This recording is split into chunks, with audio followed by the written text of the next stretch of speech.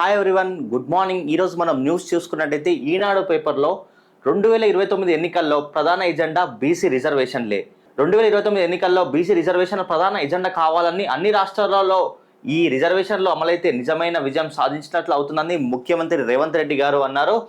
స్థానిక సంస్థల్లో బీసీలకు 42% రిజర్వేషన్లు కల్పిస్తూ ఆర్డినెన్స్ తీసుకురావాలని రాష్ట్ర మంత్రివర్గం నిర్ణయించిన నేపథ్యంలో కాంగ్రెస్ బీసీ నేతలు, తెలంగాణ బీసీ సంక్షేమ సంఘం రాష్ట్ర అధ్యక్షులు జాజుల శ్రీనివాస్ గౌడ్ గారు, ఇతర నాయకులు వేరువేరుగా శనివారం సీఎం రేవంత్ రెడ్డి నివాసానికి వచ్చి ఆయనకు షాల్వాతో సన్మానించి ధన్యవాదాలు తెలిపారు.